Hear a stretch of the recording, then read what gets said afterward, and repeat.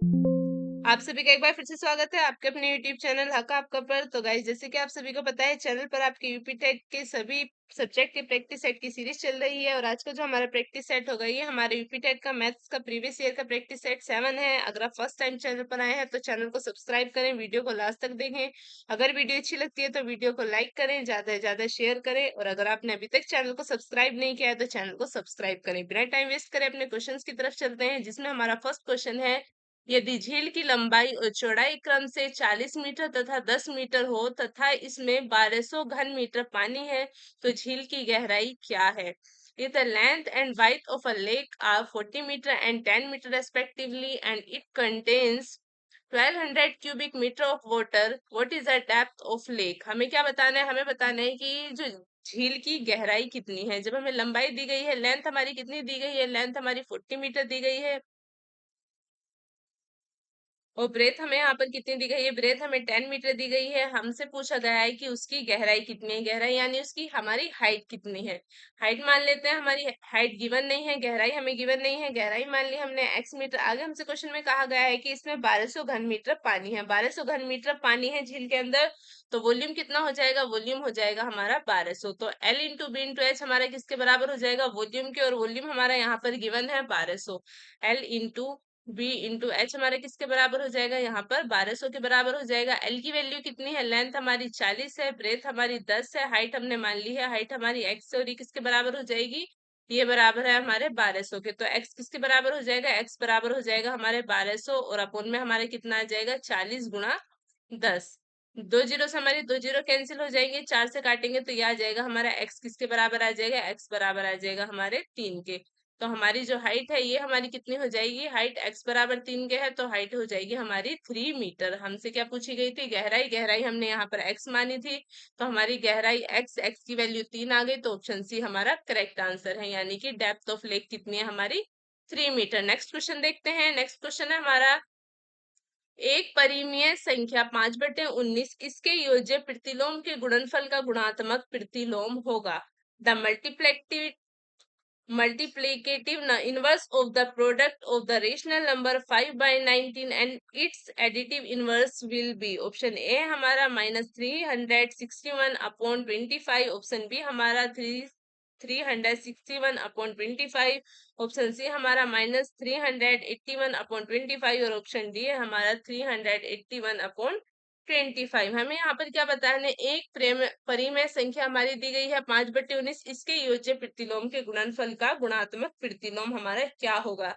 तो 5/19 का जो है, ये हमारा योज्य प्रतिलोम क्या होगा? 5/19 का योज्य प्रतिलोम किसके बराबर होता है? ये होगा हमारा माइनस का 5/19। किसी भी संख्या, परिमेय संख्या का जो योज्य प्रतिलोम होता है, इसकी जो हमारी पावर की जो इसकी जो वैल्यू होती है, ये हमारी माइनस में होती है, -5/19। तो दोनों का गुणनफल कितना हो जाएगा यहाँ पर हमारा? दोनों का गुणनफल दोनों का गुणनफल किसके बराबर हो जाएगा? ये हो जाएगा हमारा 5/19 और गुणा माइनस का 5/19। तो ये किसके बराबर हो जाएगा? ये हो जाएगा हमारा माइनस का 25 और 19 के 19 में मल्टीप्लाई करेंगे, ये हो जाएगा हमारा 361।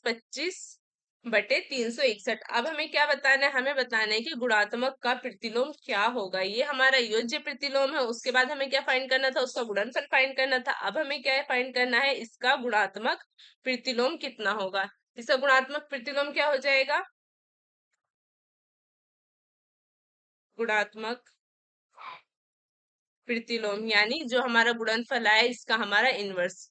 तो गुणनफल कितना है? गुणनफल है हमारा 25/61, 361। तो इसका प्रतिलोम कितना हो जाएगा? इसका प्रतिलोम हो जाएगा माइनस का 361/25। तो ये क्या है? ये हमारा करेक्ट आंसर है। कौन सा ऑप्शन हमारा करेक्ट होगा? ऑप्शन ए हमारा करेक्ट आंसर है, -361/25। ये हमारे क्या है? गुणात्मक प्रतिलोम है, एडिटिव इनवर्स। एडिटिव इनवर्स है हमारा माइनस का 361/25। नेक्स्ट क्वेश्चन देखते हैं। नेक्स्ट क्वेश्चन है हमारा, ए की मासिक आय बी की आय से 20% अधिक है, बी की आय सी की आय से 30% है। यदि इन तीनों की सम्मिलित प्रति माह ₹74,700 है, तो सी की आय है।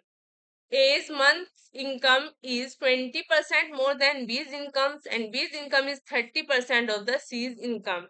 If the combined monthly income of these three is 74,700 then C's income is, हमें क्या बताना है? हमें बताना है कि यहाँ पर हमारे C की आय क्या है। सी की आय फाइंड करनी है, तो हम क्या मान लेते हैं? सी की आय है हमारी यहाँ पर 100x। जब हमारी सी की आय 100x है, तो हमारी बी की आय कितनी हो जाएगी? सी की आय का 30%। तो बी की आय कितनी है हमारी? बी की आय है 100x इंटू 30/100। तो बी की आय कितनी हो गई? बी की आय हो गई हमारी 30x। बी की आय हो गई हमारी 30x। अब हमें किसकी फाइंड करनी है? हमें फाइंड करनी है ए की आय। तो ए की आय कितनी हो जाएगी? ए की आय है हमारी बी की आय से 20% अधिक। बी की आय कितनी है? 30x। तो ए की आय 20% अधिक है, तो ए की आय कितनी हो जाएगी? ए की आय हो गई हमारी 36x। सी की आय हमारी गिवन है 100x, जो कि हमने मान ली थी। सी की आय हमसे क्वेश्चन में पूछी गई थी। बी की आय 30x आई है, और ए की आय हमारी कितनी आई है? ए की आय आई है हमारी 36x। अब हमें आगे क्वेश्चन में क्या कहा गया है? यदि इन तीनों की सम्मिलित प्रतिमाह आय 74,700 है। इन तीनों की आय कितनी है? हमने मान लिया सी की आय 100x है, बी की आय 30x है, और ए की आय कितनी है? 36x। अब इन तीनों की जो सम्मिलित आय है, एक साथ प्रतिमाह जो आय है, ये हमारी 74,700। तो ये हमारा कितना होगा? ए की आय प्लस बी की आय प्लस सी की आय किसके बराबर है? 74,700 के बराबर है। तो ए की आय कितनी है? ए की आय हमारी 36x, बी की है 30x, और सी की है हमारी 100x। बराबर है हमारे 74,700 के। तो ये हमारा कितना हो जाएगा? 166x, और बराबर में हमारे 74,700। 166 से 74,700 काटेंगे तो x बराबर आ जाएगा हमारे 450। तो हमसे यहाँ पर क्या पूछा है? हमसे यहाँ पर सी की आय पूछा है। 450 हमारा x का मान है, तो सी की आय कितनी हो जाएगी? सी की आय यहाँ पर हो जाएगी हमारी सी की आय। सी की आय कितनी है हमारी? 100x है।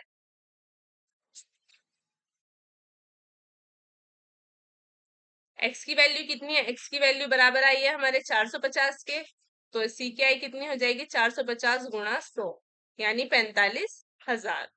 45,000 की आ गई हमारी सी की आय आ गई। तो ऑप्शन बी हमारा करेक्ट आंसर है, 45,000 रुपए। ऑप्शन बी हमारा करेक्ट आंसर है। Then C's income is 45,000। Next question देखते हैं। नेक्स्ट क्वेश्चन क्या है हमारा?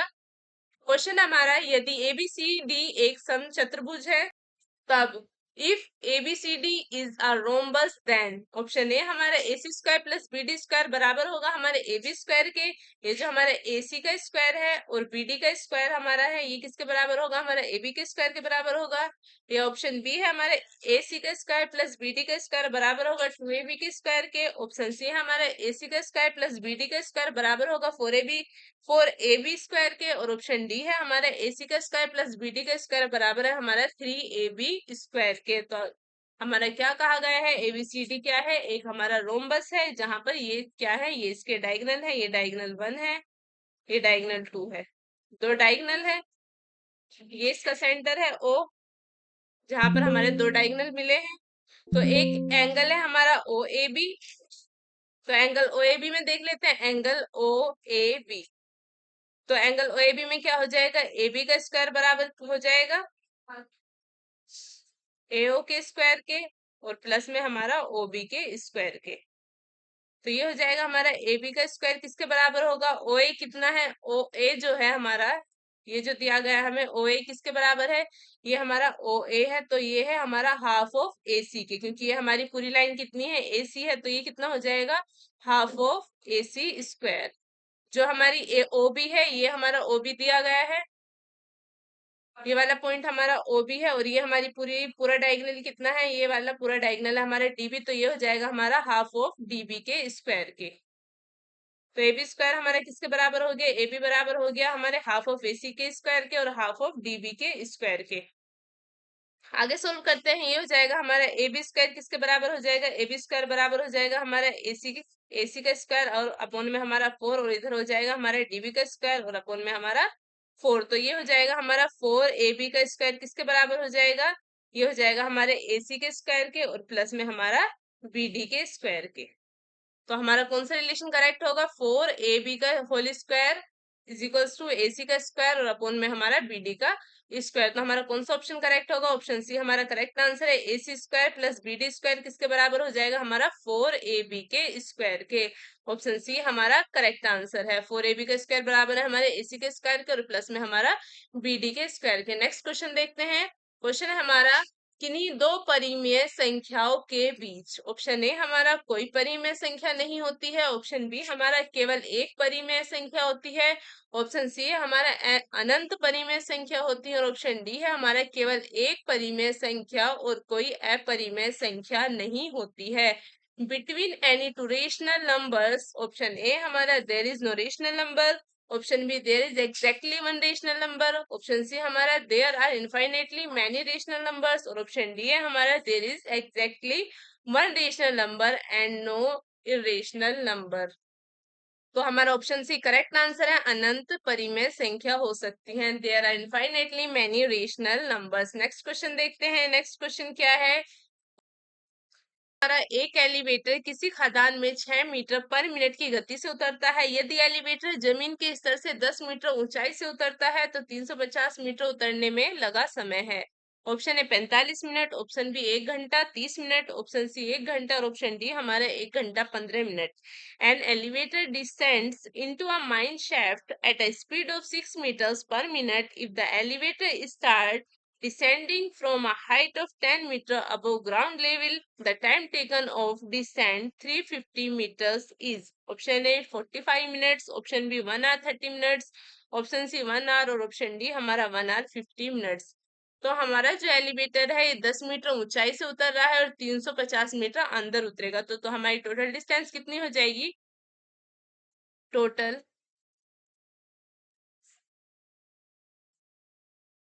टोटल डिस्टेंस हमारी कितनी हो जाएगी, 350 मीटर अंदर उतरेगा और 10 मीटर ऊपर से उतर रहा है जमीन के ग्राउंड, जो जमीन का जो हमारा लेवल है उससे 10 मीटर ऊंचाई से उतर रहा है।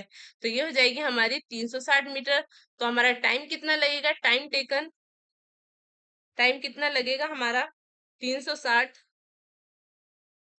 और अपन में हमारा 6 मीटर मिनट की गति से 6 मीटर पर मिनट की गति से उतर रहा है। तो टाइम हमारा लगेगा यहाँ पर 60 मिनट, यानी 1 घंटा लगेगा। जो हमारा एलिवेटर हुआ है उसको 360 मीटर अंदर उतरने के लिए कितना घंटा लगेगा, 1 घंटा लगेगा। तो ऑप्शन सी हमारा करेक्ट आंसर है, 1 our.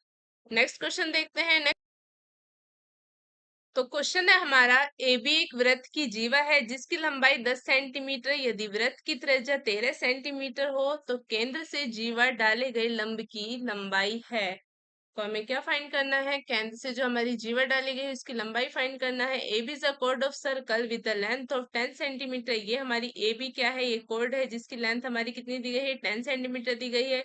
If the radius of circle is 13 centimetre, A C क्या है, ये रेडियस है सर्कल की, इसकी लेंथ हमारी कितनी दी गई है, 13 centimetre. Then the length of the perpendicular draw from the centre to the कोड इज, हमें क्या फाइंड करना है, हमें सी डी की लेंथ फाइंड करनी है जो परपेंडिकुलरली डाली गई है सेंटर से ए बी कोड पर। तो हम कैसे फाइंड करेंगे सीडी की लेंथ, सीडी की लेंथ फाइंड करने के लिए तो हम एंगल ए सी डी का रिलेशन देखेंगे। ये क्या है, ये हमारा एंगल ए सी डी जो है ये राइट एंगल ट्राइंगल है, एंगल ए सी डी, जहां पर हमारी ए सी का स्क्वायर जो है ये किसके बराबर है, हमारा सी डी के स्क्वायर के और प्लस में हमारे किसके बराबर है, ए डी के स्क्वायर के। जो हमारी ए बी है ये कोड है, परपेंडिकुलर डाला गया है पॉइंट डी पर, तो ये हमारे क्या है, ये बराबर बराबर पार्टों में डिवाइड करती है। तो ए डी हमारी 5 सेंटीमीटर हो जाएगी और डी बी हमारी 5 सेंटीमीटर हो जाएगी। तो एडी की वैल्यू कितनी आ गई, एडी की वैल्यू हमारी 5 आ गई, 5 का स्क्वायर और सीडी हमें फाइंड करना है। सीडी का स्क्वायर किसके बराबर होगा, एसी के स्क्वायर के। एसी कितनी है हमारी 13 का होल स्क्वायर, 13 का होल स्क्वायर कितना हो जाएगा 169 और ये हो जाएगा हमारा बराबर में सीडी का स्क्वायर और प्लस में हमारा 25।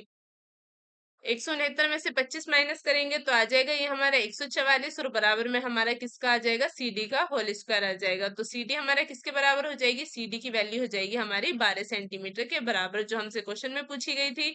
जो कोड ड्रा करेंगे परपेंडिकुलरली तो ये है हमारी सीडी और इसकी लेंथ कितनी हो जाएगी, ये हो जाएगी हमारी 12 सेंटीमीटर, जो हमारा करेक्ट आंसर है। ऑप्शन ए हमारा करेक्ट आंसर है। केंद्र से जीवा पर डाले गए लंब की लंबाई कितनी है हमारी? 12 सेंटीमीटर। नेक्स्ट क्वेश्चन देखते हैं। नेक्स्ट क्वेश्चन क्या है? क्वेश्चन हमारा, यदि 65 और 117 का मैस है हमारा 65m माइनस 117 के रूप में दर्शाने योग्य है, तो m का मान है।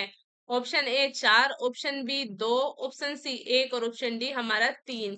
If the HCF of 65 and 117 and can be expressed in the form of 65m minus 117, then the value of m is।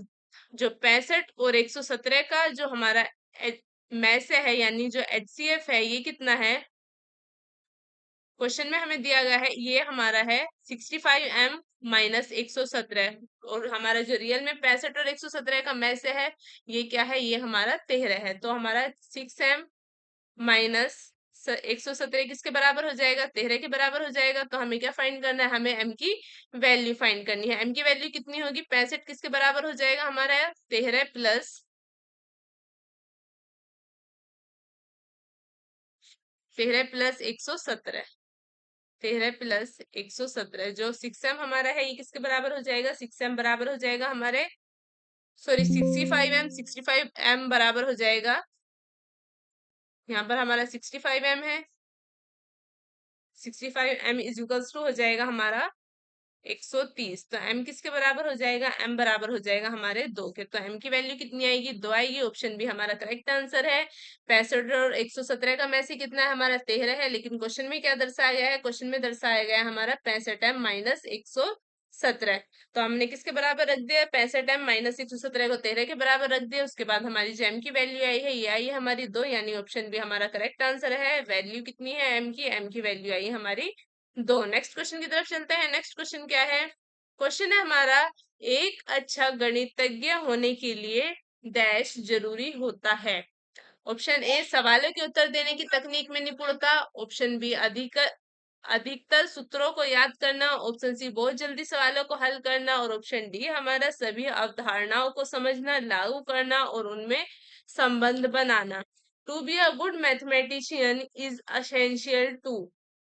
Option B है हमारा, be proficient in the technique for answering questions, option B memorise most formulas, option C solve problems very quickly, और option D है हमारा understand, apply and establish connection between all concepts. तो हमारा यहाँ पर option D correct answer होगा। सभी अवधारणाओं को समझना, लागू करना और उनमें संबंध बनाना है, यानी कि understand, apply and establish connection between all concepts. Next question देखते हैं। क्वेश्चन है हमारा, क्वेश्चन है, दी गई आकृति में x और y के मान क्रम से क्या हैं? In the given figure what are the values of x and y respectively. ये हमारी फिगर दी गई है, एंगल दिए गए हैं, हमें x और y की वैल्यू बतानी है कि इस फिगर में हमारी x और y की वैल्यू क्या होगी। जो हमारी y की वैल्यू होगी यहाँ पर किसके बराबर होगी? y की वैल्यू हमारी 80 के बराबर होगी, क्योंकि ये वाला एंगल जो है, एंगल 80 डिग्री जो है, ये हमारा x के एंगल के शीर्ष विमुख कोण है। y जो है बराबर 80 के है, क्योंकि ये है वर्टिकली अपोजिट एंगल। तो y की वैल्यू हमारी कितनी आ गई? y की वैल्यू आ गई हमारी 80 डिग्री। तो हमारा जो x की वैल्यू कितनी होगी? ये क्या है? ये हमारा ट्राइंगल है। ये हमारा ट्राइंगल दिया गया है, मान लेते हैं ये हमारा एबीसी ट्राइंगल है। यहाँ पर हमारा एंगल भी 50 दिया गया है। एंगल ए हमारा y है और एंगल सी क्या है? एंगल सी हमारा x है। तो इनों का तीनों का जो एंगल का योग होगा, ये हमारा 180 डिग्री के बराबर होगा।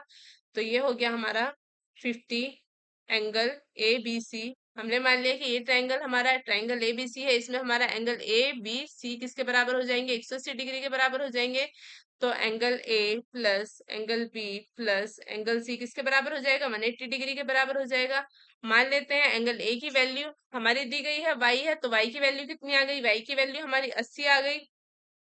एंगल ए हमारा y है और y की वैल्यू हमारी 80 है। एंगल बी हमारा कितना दिया गया है? 50 डिग्री दिया गया है। और एंगल सी क्या है? एंगल सी हमें हमारा x है, और हमें क्या फाइंड करना है? हमें x की ही वैल्यू फाइंड करनी है। तो ये हो जाएगा हमारा 80 और 50 को जोड़ेंगे तो ये बराबर हो जाएगा हमारे 130 डिग्री के, और प्लस में हमारा x किसके बराबर हो जाएगा 180 डिग्री। तो x किसके बराबर हो जाएगा, x बराबर हो जाएगा हमारे 50 डिग्री के। y की वैल्यू कितनी आई थी, y की वैल्यू हमारी 80 डिग्री आई थी, क्योंकि y जो है ये हमारा 80 डिग्री के वर्टिकली अपोजिट एंगल है, इसलिए हमारी y की वैल्यू 80 डिग्री आई थी। और x की वैल्यू कितनी आई है सोल्व करने के बाद 50 डिग्री आई है। तो हमारी x और y की वैल्यू रेस्पेक्टिवली कितनी हो जाएगी 50 और 80, यानी हमारा ऑप्शन ए करेक्ट आंसर है। नेक्स्ट क्वेश्चन देखते हैं। नेक्स्ट क्वेश्चन क्या है हमारा, क्वेश्चन है हमारा दो संख्याओं का महत्तम समापवर्तक 35 और उनका लघुत्तम समापवर्ती है 525 है। यदि उनमें एक संख्या 175 है तो दूसरी संख्या क्या है।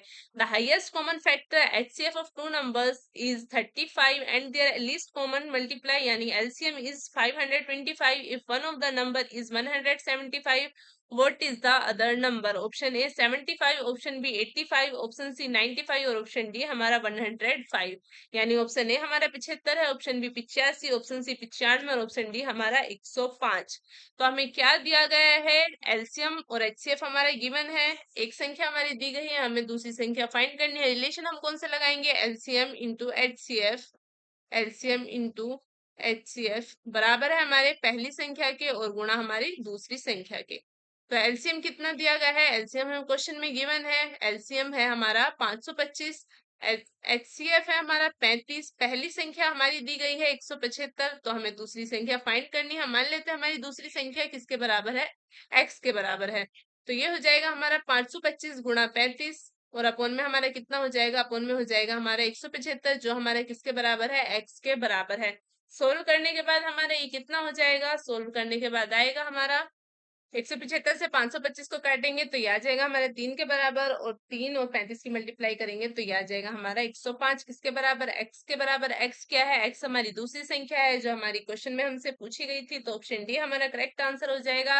What the other number is, option D 105 यानी 105 हमारी अगली संख्या क्या है, दूसरी संख्या हमारी 105 है, ऑप्शन डी हमारा करेक्ट आंसर है। क्वेश्चन है हमारा 10 मीटर पर सेकंड को किलोमीटर घंटे में बदलिए, कन्वर्ट 10 मीटर पर second two kilometre per hour. तो हमारी चाल कितनी है, चाल हमारी कितनी दी गई है 10 मीटर, 10 मीटर पर सेकंड कन्वर्ट हमें किस में करना है, कन्वर्ट करना है हमें से किलोमीटर पर आवर में। 10 को जब हम किलोमीटर पर आवर में कन्वर्ट करेंगे तो हम किसकी मल्टीप्लाई करेंगे, इसमें 18/5 की मल्टीप्लाई करेंगे। 5 से 10 को काटेंगे तो ये आ जाएगा हमारा 2, कितना आ जाएगी किलोमीटर पर आवर में 10 मीटर पर सेकंड आ जाएगी हमारी 36 kilometre per hour. Option D हमारा करेक्ट आंसर है। 10 मीटर पर सेकंड को जब हम किलोमीटर पर आवर में करेंगे तो ऑप्शन डी हमारा करेक्ट आंसर होगा 36। नेक्स्ट क्वेश्चन देखते हैं। नेक्स्ट क्वेश्चन हमारा क्षेत्रफल की अवधारणा से परिचित कराने के लिए शिक्षक डैट से शुरुआत कर सकता है। ऑप्शन ए भिन्न आकारों की आकृतियों का क्षेत्रफल ज्ञात करने के लिए सूत्रों को स्पष्ट करना, ऑप्शन बी हथेली पत्ते नोटबुक आदि से विभिन्न वस्तुओं की सहायता से किसी आकृति के क्षेत्रफल की तुलना करना, ऑप्शन सी आयत की लंबाई और चौड़ाई का पता लगाने और आयत के क्षेत्रफल के सूत्रों का प्रयोग करते हुए क्षेत्रफल ज्ञात करना, और ऑप्शन डी हमारा इकाई वर्ग गणना की सहायता से आकृतियों का क्षेत्रफल ज्ञात करना। To introduce the concept of area, a teacher can being by option A है हमारा explaining the formulas for calculating the area of figure of different shapes, option B है हमारा comparing the area of a figure using various objects such as palms, leaves, notebook, etc, और option C है हमारा determining the length and width of a rectangle and calculating its area using the formula for the area of rectangle, और option D है हमारा calculating the area of figures with the help of unit square counting. तो हमारा यहाँ पर option कौन सा correct होगा, ऑप्शन डी हमारा यहाँ पर करेक्ट आंसर होगा। इकाई वर्ग गणना की सहायता से आकृतियों का क्षेत्रफल ज्ञात करना, यानी calculating the area of figures with the help of unit square counting. Next question देखते हैं हमारा। नेक्स्ट क्वेश्चन क्या है, क्वेश्चन है हमारा यदि किसी घनाभ की 3 संलग्न फलकों के क्षेत्रफल क्रम से a metre square, b metre square, c metre square हो तो इस घनाभ का आयतन क्या होगा।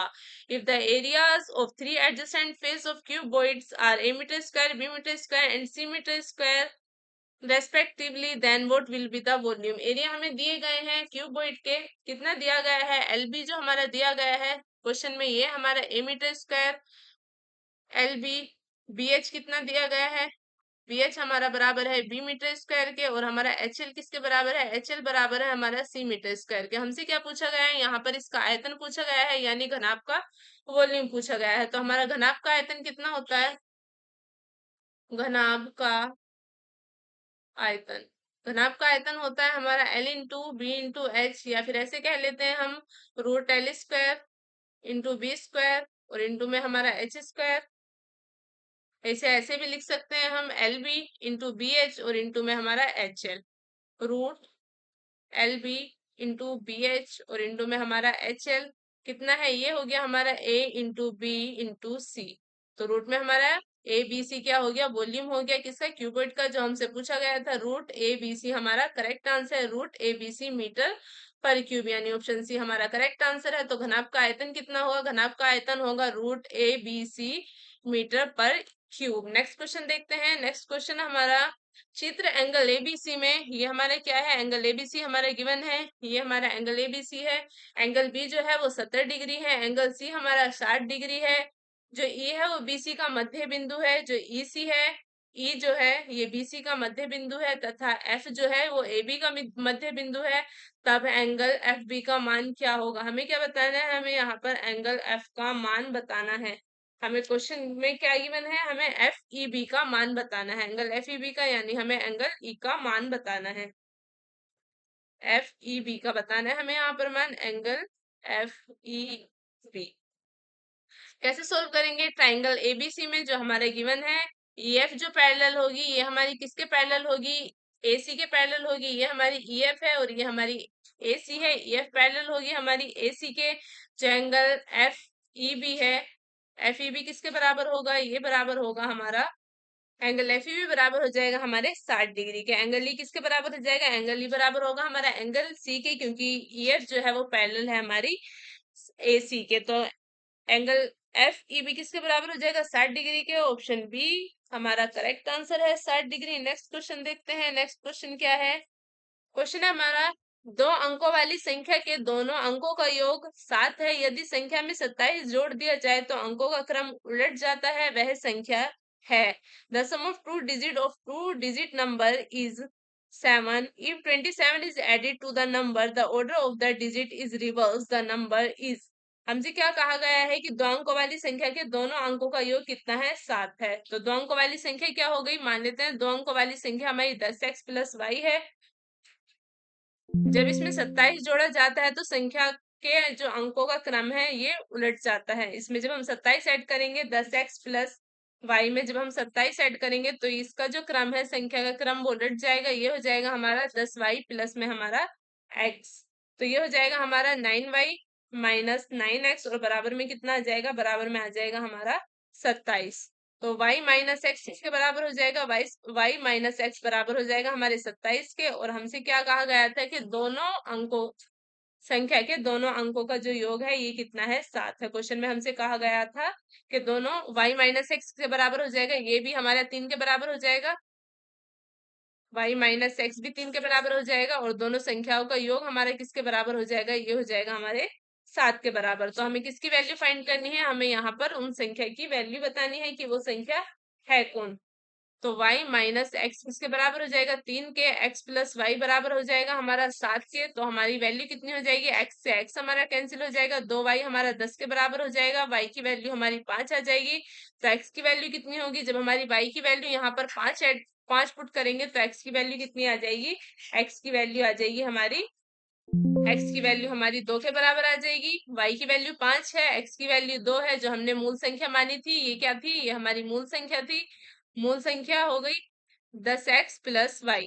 तो ये हो गई हमारी 10x प्लस वाई। एक्स की वैल्यू इसमें पुट करेंगे, एक्स की वैल्यू इसमें पुट करने के बाद ये हो जाएगी 10 गुणा 2 और प्लस में हमारा 5, ये हो जाएगी हमारी 20 प्लस 5 किसके बराबर हो जाएगा, 25 के बराबर हो जाएगा, जो हमारा क्या है, करेक्ट आंसर है। हमसे क्वेश्चन में क्या पूछा गया था, कि हमसे क्वेश्चन में पूछा गया था वो संख्या क्या है, तो वो नंबर है हमारा 25 हमारा करेक्ट आंसर है। नेक्स्ट क्वेश्चन देखते हैं। नेक्स्ट क्वेश्चन क्या है, क्वेश्चन है हमारा, यदि एक वृत्त की परिधि 44 सेंटीमीटर है तो उसका क्षेत्रफल होगा, if the circumference of circle is 44 centimetre then it area will be. Option A हमारा 49 सेंटीमीटर स्क्वायर, ऑप्शन बी हमारा 98 centimetre square, option B 154 centimetre square. Option D हमारा 151 सेंटीमीटर स्क्वायर। हमें क्या दी गई है? सर्कमफ्रेंस दी गई है हमें सर्कल की। सर्कल की सर्कमफ्रेंस हमारी कितनी दी गई है? 2 पाई आर। किसके बराबर है? ये बराबर है हमारे 44 के। तो 2 × 22/7। हमें क्या फाइंड करना है? हमें यहाँ पर आर फाइंड करना है। आर के बाद फिर हम फाइंड करेंगे एरिया, जो हमसे क्वेश्चन में पूछा गया है कि सर्कल का एरिया कितना है। तो आर हमारी किसके बराबर हो जाएगी? 44 × 7 और बराबर में हमारे 2 अपोन में आ जाएगा 2 × 22। जब 22 से काटेंगे ये हमारा 2 के बराबर। आर कितनी आ जाएगी? आर बराबर आ जाएगी हमारे 7 के। तो आर हमारे 7 के बराबर आ जाएगी। तो एरिया कितना होगा हमारा सर्कल का? एरिया ऑफ सर्कल हो जाएगा हमारा πr²। आर आ गई हमारी 7, तो 22/7 गुणा मल्टीप्लाई 7 × 7। एक 7 से एक 7 हमारा कैंसिल हो जाएगा। 22 से जो हम 7 में मल्टीप्लाई करेंगे तो यह आ जाएगा हमारा 154 सेंटीमीटर स्क्वायर, यानी 154 स्क्वायर। कितना आ जाएगा? हमारा एरिया आ जाएगा सर्कल का। ऑप्शन सी हमारा करेक्ट स्क्वायर करेक्ट आंसर है। नेक्स्ट क्वेश्चन देखते हैं। क्वेश्चन है हमारा, प्रथम 5 घन रूट अभाज्य संख्याओं का योग है। The sum of the first 5 positive prime numbers is. Option A 20, option B 39, option C है हमारा 28, ऑप्शन डी हमारा 18। तो हमारी प्रथम 5 अभाज्य संख्याओं का योग कितना हो जाएगा? प्रथम 5 अभाज्य संख्या कौन सी है? पहली हमारी 2 है, दूसरी 3 है, तीसरी 5 है, उसके बाद हमारी 7 है, उसके बाद हमारी 11 है। तो इन पांचों का योग कितना हो जाएगा? 3 और 2 5, 5 और 5 10, 7 17 और 11 हमारा किसके बराबर हो जाएगा? ये हो जाएगा हमारा 28 के बराबर। तो ऑप्शन सी हमारा करेक्ट आंसर है। सन कितना है फर्स्ट 5 पॉजिटिव प्राइम नंबर का? ऑप्शन सी 28 हमारा करेक्ट आंसर है। नेक्स्ट क्वेश्चन देखते हैं। नेक्स्ट क्वेश्चन क्या है? क्वेश्चन है हमारा, जब राजन के सामने वार्षिक समस्या आती है तो वह प्राय भूल जाता है, मैं जमा करूं या घटाऊं, मैं गुणा करूं या भाग, इस तरह के प्रश्न बताते हैं। ऑप्शन ए है हमारा, राजन जोड़ और गुणा नहीं कर सकता। ऑप्शन बी हमारा, राजन कक्षा में बाधा डालने के लिए अवसर खोजता है। ऑप्शन सी हमारा, राजन को भाषा समझने में कठिनाई होती है। और ऑप्शन डी हमारा, राजन संख्याएं संक्रियाओं को नहीं समझता। तो when words problems arise before Rajan, he often asks, should I add or subtract, or should I multiply or divide? Such questions indicate that option A, Rajan cannot perform addition or multiplication. Option B, Rajan looks for opportunity to disturb the class. Option C है हमारा, Rajan faces difficulty in understanding the language. और option D हमारा, Rajan does not understand numerical operations. तो हमारा तो option D हमारा correct answer है। Rajan does not understand numerically operation. Rajan संख्या संक्रियाओं को नहीं समझता। नेक्स्ट क्वेश्चन देखते हैं। क्वेश्चन है हमारा, संख्या दी गई है हमें, इसमें क्या बताना है? हमें 7 के स्थानीय मानों में अंतर बताना है। तो हमारा यहाँ पर स्थानीय मानों में अंतर बताना है। किसके? 7 के हमें स्थानीय मान में अंतर बताना है। तो पहले हमारा 7 यहाँ पर है और दूसरा 7 हमारा यहाँ पर है। तो हम यहाँ पर अंतर कैसे बताएंगे? पहली बार में जो हमारा 7 है, इसके पीछे हमारी कितनी संख्या है उतनी हम इस 7 के पीछे जीरो लगाएंगे। 1 2 3 4 5, इसके पीछे हम 5 जीरो लगाएंगे। 3 और 2 5 और माइनस में हमारा जो 71 जो हमारा बाद में 7 आया है, इसके बाद हमारी कितनी संख्या है? एक संख्या है, तो इसके बाद हम एक जीरो लगाएंगे। और अपोन में कितना लिखेंगे? अपोन में लिखेंगे हम 1000। तो तो जब हम इसे माइनस करेंगे तो ये आ जाएगा हमारा 699930। और अपॉन में कितना आ जाएगा? हमारा 1000। इन दोनों जब हम इसे डिवाइड करेंगे तो ये आ जाएगा हमारा 699.93। तो यहाँ पर हमारा कौन सा ऑप्शन करेक्ट हो जाएगा? ऑप्शन डी हमारा करेक्ट हो जाएगा। 699.91 की जगह हम कर लेंगे 699.93। तो ऑप्शन डी हमारा करेक्ट आंसर है। इस संख्या में हमने क्या बताया? 7 के स्थानीय मानों में अंतर बताया है। नेक्स्ट क्वेश्चन देखते हैं। नेक्स्ट क्वेश्चन है हमारा, माप की अवधारणा विकसित करने हेतु अपनाए गए निम्नलिखित कार्यों को क्रम से लगाइए। शिक्षार्थी लंबाई मापने के लिए मानक इकाइयों का उपयोग करते हैं। शिक्षार्थी लंबाई मापने के लिए मानक इकाइयों का प्रयोग करते हैं। शिक्षार्थी सरल अवलोकन द्वारा वस्तुओं को स्थापित करते हैं। तो शिक्षार्थी मीटर इकाइयों के संबंध बीच संबंध को समझते हैं। Arrange the following activities adopted to develop the concept of measurement in the correct sequence. Learners use standard unit to measure length, learners use non standard unit to measure length, learners verify objective thought simple observation, learners understand the relationship between metric units. तो हमारे यहाँ पर कौन सा क्रम सही होगा? यहाँ पर हमारा क्रम सही होगा, पहले नंबर पे आएगा हमारा 3, उसके बाद हमारा 2 आएगा, फिर उसके बाद आएगा हमारा 4, और फिर उसके बाद 1 आएगा, फिर उसके बाद आएगा हमारा 4। तो हमारा कौन सा क्रम सही होगा? यहाँ पर हमारा क्रम सही हो जाएगा 3 2 1 4, यानी ऑप्शन डी हमारा करेक्ट आंसर है। सबसे पहले शिक्षार्थी सरल अवलोकन द्वारा वस्तुओं को स्थापित करते हैं, उसके बाद शिक्षार्थी लंबाई मापने के लिए मानक इकाइयों का प्रयोग करते हैं, उसके बाद शिक्षार्थी लंबाई मापने के लिए मानक इकाइयों का उपयोग करते हैं, और सबसे बाद में शिक्षार्थी मीटर इकाइयों के बीच में संबंध को समझते हैं। तो ऑप्शन डी हमारा करेक्ट आंसर हो जाएगा। नेक्स्ट क्वेश्चन देखते हैं। नेक्स्ट क्वेश्चन हमारा, दो असहभाज्य संख्याओं का महत्व समावर्तीय होगा। The highest common factor of two को प्राइम नंबर इज। तो दो असहभाज्य संख्याओं का में से हमेशा कितना होता है? ऑप्शन बी हमारा करेक्ट आंसर होगा, हमेशा 1 होता है। The highest common factor of two को prime number is always 1। Next question देखते हैं। नेक्स्ट क्वेश्चन क्या है? क्वेश्चन है हमारा, यदि संख्या, ये हमारी कोई संख्या दी गई है 6 से पूर्णतः विभाजित है, तो ए के स्थान पर सबसे बड़ा अंक होगा। ये हमारी संख्या दी गई है और ये हमारी 6 से पूर्णतः विभाजित है, तो हमें बताना है कि ए के स्थान पर हमारा कौन सा अंक आएगा। तो इस क्वेश्चन को जो हम सोल्व करेंगे, ये हम ऑप्शन के थ्रू सोल्व करेंगे। तो ऑप्शन ए हमारा यहाँ पर 5 दिया गया है। जो हमारी 6 से पूर्णतः विभाजित संख्या होती है, ये हमारी 2 और 3 से पूर्णतः विभाजित होती है, तो हम 5 पुट नहीं करेंगे, क्योंकि 5 पुट करने में ना तो हमारा सही आंसर में 9 आएगा और ना ही हमारा 5 आएगा। ये 2 ऑप्शन कट जाएंगे, क्योंकि जो 6 से पूर्णतः विभाजित होती हैं ये 2 और 3 से पूर्णतः विभाजित होती हैं। जो 5 है ये हमारा 2 से विभाजित नहीं होगा, और 9 भी हमारा 2 से विभाजित नहीं होगा। तो ऑप्शन ए और डी हमारा दोनों हट जाएंगे। अब हमें क्या देखना है? ऑप्शन बी और सी में हमें रिलेशन देखनी है। तो ए में हम क्या पुट करके देखेंगे? ए में हम पुट करके देखते हैं 6 की वैल्यू। तो ये हो जाएगा हमारा 6 2 5 3 2 9 1 5 6। किससे डिवाइड करेंगे? हम इसे 6 से डिवाइड करेंगे। अगर ये हमारा 6 से डिवाइड हो जाएगा कंप्लीटली, तो ए की वैल्यू कितनी आएगी? यहाँ पर हमारी 6 आएगी। डिवाइड करने के बाद दिया जाएगा हमारा, तो ये यहाँ पर 2 से भी कम्प्लीटली डिवाइड हो जाएगा, क्योंकि इसके पीछे यहाँ पर 6 आया हुआ है, और ये यहाँ पर हमारा 3 से भी कम्प्लीटली डिवाइड हो जाएगा, क्योंकि इस संख्या के सभी अंकों का जो योग है ये हमारा 3 से डिवाइड हो रहा है। तो ये हमारी जो पूरी संख्या है ये हमारी 6 से डिवाइड हो जाएगी।